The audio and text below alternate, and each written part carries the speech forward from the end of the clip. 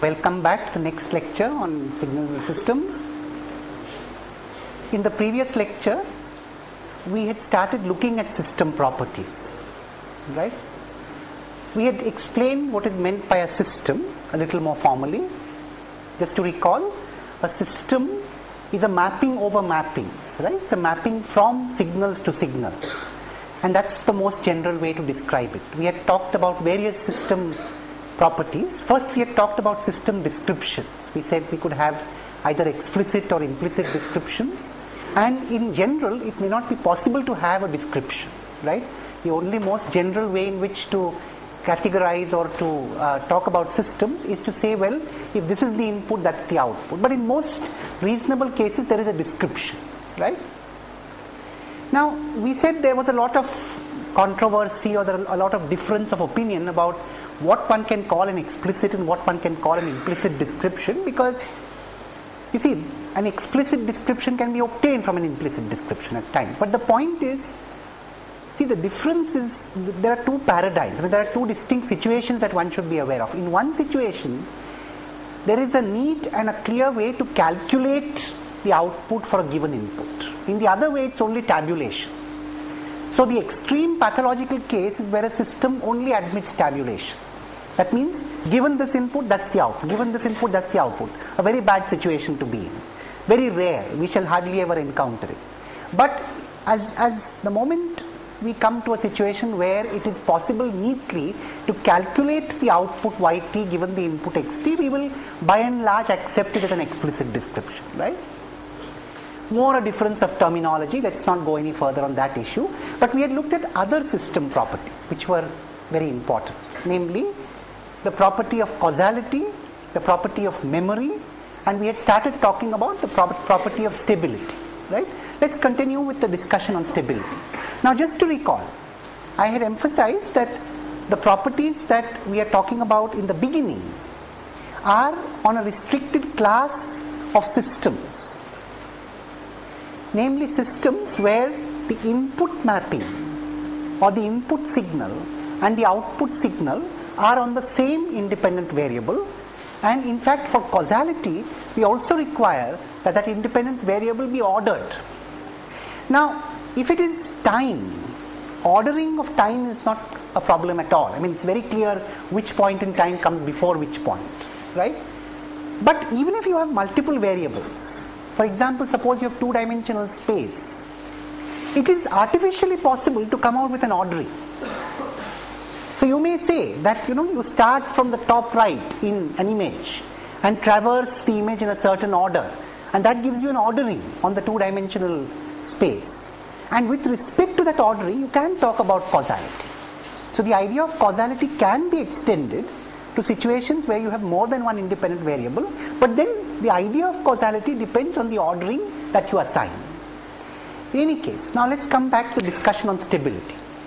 So stability, or the stability that we are talking about here, is a slightly restricted version of stability, or one version of stability. I won't say restricted, it's very useful in most situations, but it's only one version. There are various definitions of stability and they're not all equivalent.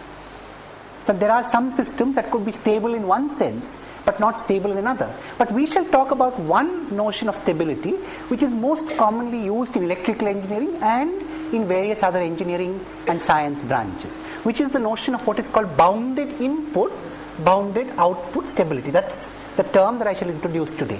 So bounded input, bounded output.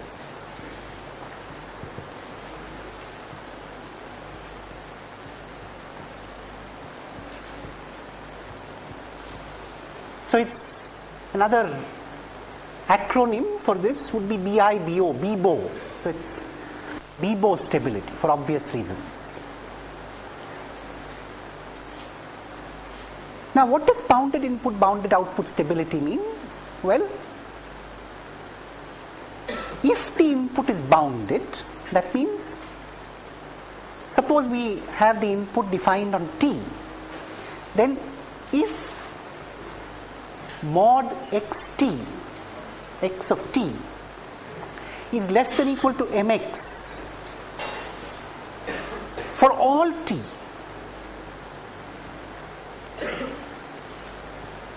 where mx is a quantity greater than equal to 0, a real quantity, naturally, then mod yt is also less than equal to some my for all t. And of course my is greater than equal to 0.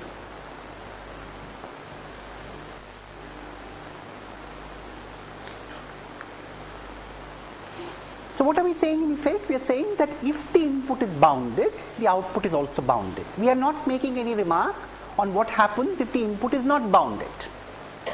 So in a stable system, if the input is not bounded, we are not guaranteed that the output is bounded. In fact, take the case of an identity system. What is an identity system? One where yt is equal to xt. If yt is equal to xt, of course the system is stable, because if the input is bounded, the output is also bounded, it's the same output. But if the input is unbounded, naturally the output is unbounded. And therefore no comment can be made on the output if the input is not bounded. So in a stable system, our interest is only in situations where the input is bounded. And what do we mean by the input being bounded? The magnitude of the input is always less than a fixed positive constant. Could be 0. Fixed non-negative constant actually. Right? Of course, if this constant is 0, it's a trivial input. If the entire mod xt is less than equal to 0, the only possibility is that xt is 0. Right? So that's a trivial case, but otherwise, if the input is bounded, the output is guaranteed to be bounded. Now, it could happen that the input is bounded by a bound. We shall call mx the bound. So by a bound that is positive, strictly positive. But the output is bounded by 0. It can happen, which means the output could be 0. It's still stable. Right? And this should happen for every possible input which is bounded. So a system is BIBO stable if for every bounded input, every is very important. An example does not prove the rule. A counter example disproves the rule. So for example, if I wish to prove stability in a system, I must be able to prove that the output is bounded whenever the input is bounded for all possible inputs. It must be independent of input. The proof must not take recourse to a specific example. But if I wish to prove the system is unstable, it is sufficient for me to take one example of a bounded input which leads to an unbounded output. That demonstrates that the system is unstable. Alright? Let's take an example to illustrate both stable and unstable systems.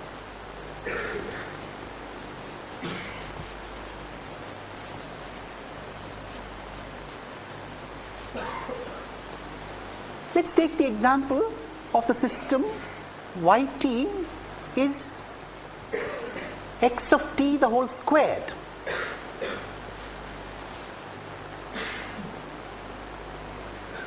Now if xt is bounded,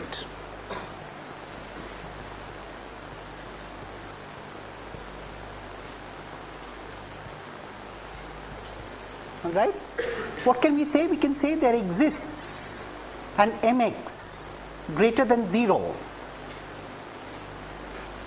so that mod xt is less than equal to mx for all x, for all t, Now get used to this notation. There exists an mx greater than equal to 0 such that for all t, mod xt less than equal to mx.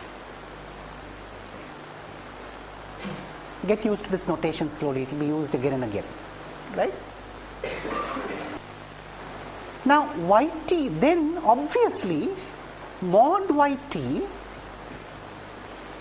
is less than equal to mx squared. Can you see that? for all t. And therefore, the output is bounded.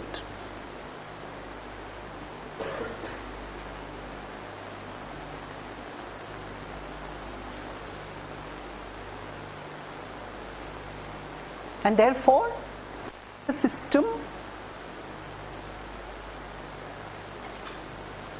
is BIBO stable, BIBO stable.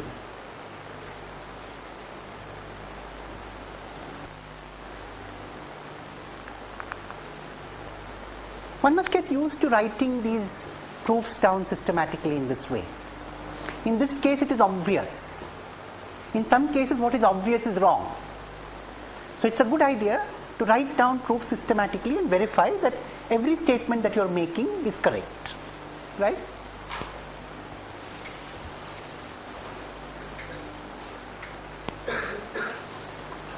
Let us take a very simple example of a system that is not stable. And we need only to make a little modification to this to make it unstable. Let me open the question to the class. Can I make a little change in this description and make it unstable? To use the mic, yeah? Sure. Any ideas? Yes? There's an input from there.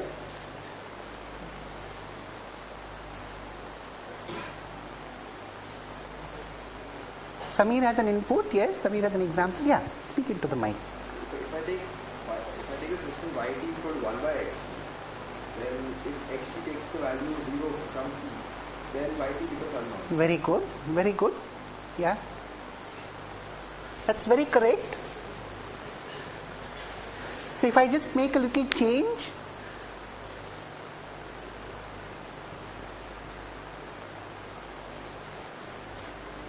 yeah, so Samir has an interesting example. He says, if we take the reciprocal of the input for every point in time, yeah, the system becomes unstable. Why?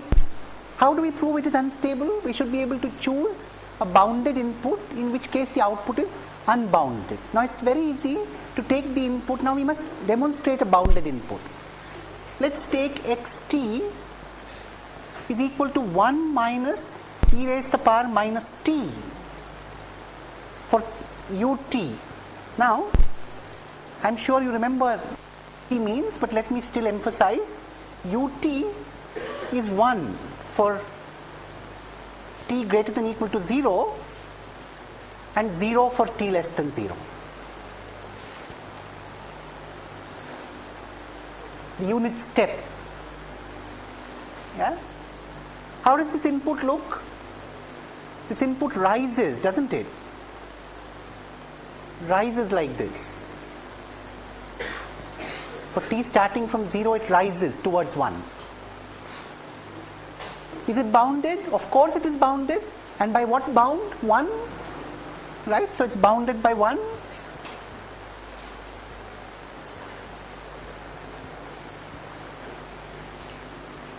Is the output bounded? No. Because as you approach 0 on this side, the output tends towards infinity. So there is no positive number where you can constrain mod yt to be below that positive number. So therefore, this is a very simple example of an unstable system. In fact, an unstable system without memory. So it's very clear that memory has nothing to do with instability. Of course, one can make it. Can you make it a system with memory and unstable? Very simple. All that you do is make this x of t minus 1. Or if you like, x of t plus x of t minus 1. Even worse. Right? So one can introduce a memory and instability, have nothing to do with one another. A system could be stable with memory, a system could be stable without memory, a system could be unstable with memory, and a system could be unstable without memory. Right? Now can we make another example of a system? Now the problem with this system is, strictly as xt tends towards 0, this output is not defined. Strictly, right? So here we have a problem of singularity. you might have encountered the term singularity in mathematics. Singularity in simple language is a place where we have unpredictable behavior or irrational or unbounded behavior. So various kinds of singularity. So this system has a singularity when xt tends towards 0. So can we try and give an example of a system without this kind of singularity? Well, suppose I take yt is t times xt. What do you mean? Now of course, this multiplication by t should be defined. In the sense, if t is time, there is no problem, right? But t could in general be multiple variables. So then you have to explain what you mean by multiplication by t. So at the moment, let's take the example where t is time, right?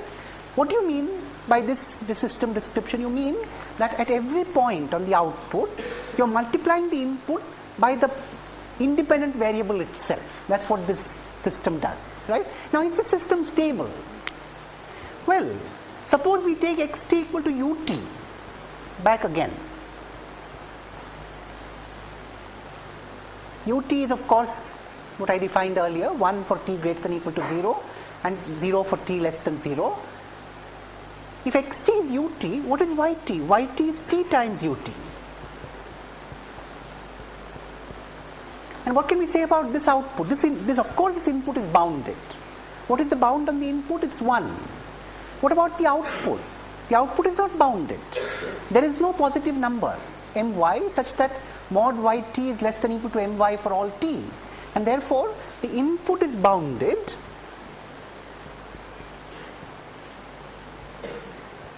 by 1, output unbounded.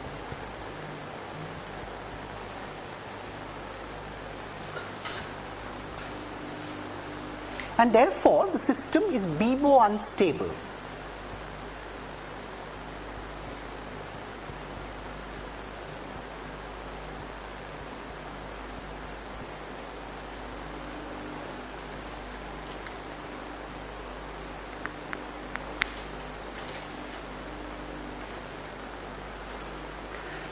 Now, of course, one can describe the notion of stability even in situations where the input and output are defined on different independent variables. One can extend the notion of BIBO stability there, because it is meaningful to talk of a bound on the output even if the independent variables are not the same.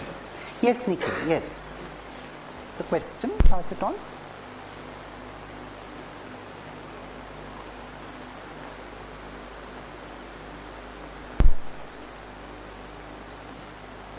In this case, suppose you take xt equal to 1 by t, in that case the output will be bounded. But the system has still remained the same. The system description yt equal to txt, that has remained the same. So how do you define a stable system? Like, should it be for all bounded inputs or any for a particular case it is? Yeah, all right. Now, that is a very good question. The question is as follows. In this case, for example, suppose I took xt equal to, let me erase this. So suppose I took xt equal to 1 by t, or let's call it 1 by t ut to make matters easier, right? So if it is 1 by t ut, now the output is, now here you have a case where the input is unbounded strictly, right? The input is unbounded, but the output is bounded. Now that says nothing about the system. Is that right? So the input is unbounded. So you see, even in a stable system, if we give an unbounded input, there is no guarantee on what will happen to the output. So here is a case where you have an unbounded input giving you a bounded output, which can happen in an unstable system. Yes, it's a very good example of a situation where you can have an unbounded input giving you a bounded output in an unstable system. It can happen. So an unbounded input could give you a bounded output both in stable and in unstable systems. So when you have an unbounded input, the experiment can tell you very little about the system. So when I give an unbounded input as an input to a system, then I cannot say anything about its stability by looking at the output, right? Because the input itself is unbounded, so whether the output is bounded or unbounded tells me nothing, right? For example, if the input is unbounded and the output is also unbounded, it doesn't mean the system is unstable. An identity system, for example, would give you an unbounded output for an unbounded input. If the input is unbounded and the output is bounded, still it tells you nothing about the system. Because as you can see here, the output is bounded in spite of the input being unbounded, but the system is BBO unstable. So the only way to test stability in a system is by experimenting with a bounded input, right? An unbounded input is an invalid experiment. Yes. So we can still make the input from Yeah. t equal to 1. Okay. In that case, it is bounded. Right. xt is bounded. Yes. Okay, yt It's a good question. See, the question is, suppose I restrict this. So instead of making it 1 by t ut, the question is, suppose I make this 1 by t u of t minus 1. What is this input? See, u of t minus 1, by definition, we should get used to this. U of t minus 1 is going to be 1 for t minus 1 greater than equal to 0, which means t greater than equal to 1 and 0 else. So let's take this as the input, right? Now this input is bounded. In fact, what is the bound on the input? 1. Bound on the input is 1. The output is also bounded. The bound on the output is 1. So here you have an example of a bounded input to this system giving you a bounded output, right? Which happens in spite of the system being unstable. It's a very good example. So what does it indicate to you? It indicates that if a system is unstable, it doesn't mean that for every bounded input we have an unbounded output. It doesn't mean. It means that you are guaranteed that, see, you cannot be sure that if your input is bounded, the output is bounded. Now these are very subtle points. It's very good that Nikhil brought this up. You see, when a system is BBO stable, you are guaranteed that if the input is bounded, the output is bounded. Alright, so if a system is BBO stable, if the input is bounded, output is bounded. So let's talk about, let's not confuse ourselves, let's take all these equations. Let's first talk about stable systems. If a system is BBO stable, if the input is bounded, the output is guaranteed to be bounded. If the input is unbounded, nothing can be said about the output. It could be bounded, it may not be bounded. Right? So much for stable systems. If a system is BBO unstable, either when the input is bounded or when the input is not bounded, nothing can be said about the output. It could happen that you have a bounded input which gives you a bounded output. It could happen that you have a bounded input which gives you an unbounded output. It could happen that you have an unbounded input which gives you a bounded output. And of course it can happen that you have an unbounded input which gives you an unbounded output. What can be definitely said? It can definitely be said that there exists at least one bounded input for which the output is unbounded. In a BBO unstable system, what can you say with confidence? You can say that there is at least one bounded input for which the output is unbounded. At least the disclaiming factor. So when you prove that in most situations where we wish to prove BBO instability, see, for example, in this case it is very easy to prove BBO instability because one counter example suffices. So proving BBO instability very often amounts one counter example to the BIBO condition. Yeah? So much for stability.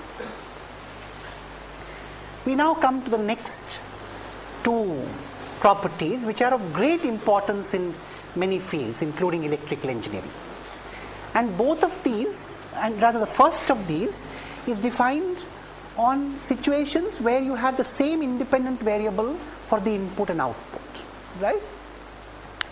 So we have, so the first, so you see now please remember, we'll make a summary of this later, but now we're going to talk about shift invariance.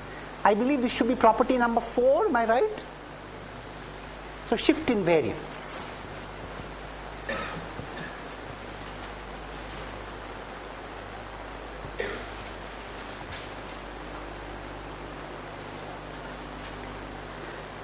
Now again, here we are talking about a situation where the input and output are on the same independent variable. So, condition.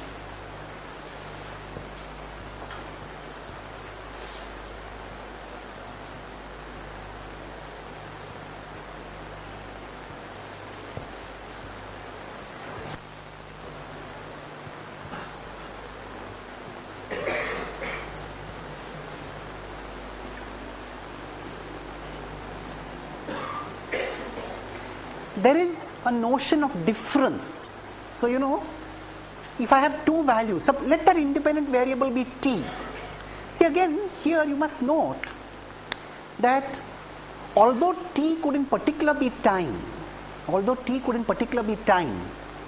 it could also be space, it could be two-dimensional space, it could be 2 dimensions of space and 1 dimension of time, it could be 3 dimensions of space. You see, so strictly speaking, this t is a generic term for independent variables. But what I would suggest is every time we discuss properties, it might be easier to first understand the property in terms of t being time and then extend to other cases, right? So, we first take the case where, no, in fact we only take, in shift invariance, we only consider the case where the input and output are the same independent variable. And you see, suppose you have two different values of the independent variable. Let's call them t0 and t1. It is possible to define a difference. So you can talk about t0 minus t1. So this is defined. Now you may ask, what is so special? What is, you see, for example, suppose you have two-dimensional space. Then we have to give an interpretation to t0 minus t1, right? So you see, for example, suppose t0 is a pair of coordinates, coordinate number 1 and coordinate number 2, right? Then suppose you have another variable, another value of the variable, where the coordinates are c1 tilde and c2 tilde. Suppose this corresponds to two-dimensional space. Then the difference can be defined by taking the difference in each coordinate, right? So you may define the difference to be c1 minus c1 tilde, c2 minus c2 tilde. This could be the difference. So the difference is also a valid value of the independent variable, and in two-dimensional space, the difference, for example, could be defined by taking the difference of each coordinate separately. So if you have 2 points in two-dimensional space, the difference point is a point whose coordinates are the individual differences of the coordinates, right? So we need this idea of difference to be defined, right? Of course, when you say difference, it automatically means sum is also defined, because you have a minus t defined, right? You assume the negative of the variable is also defined.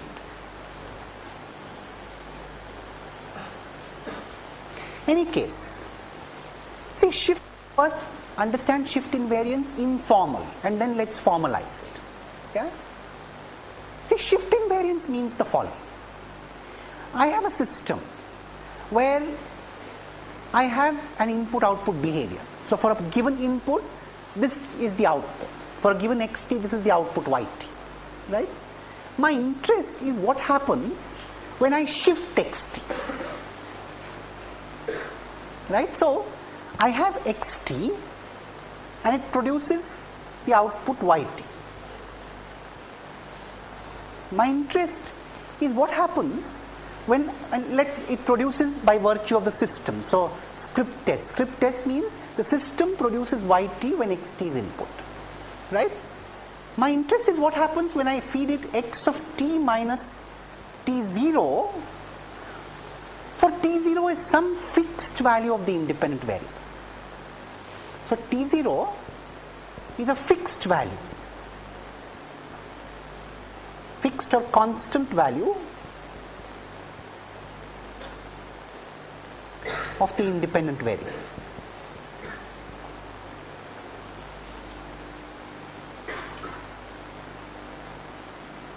Right? Now, if it is true that the system produces y of t minus t0,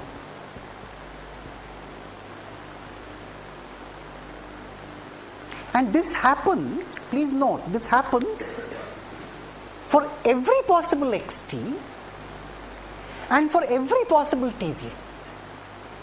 That should be emphasized. So, the system produces y of t minus t0. This happens for every possible input xt and for every possible shift t0. Then the system is said to be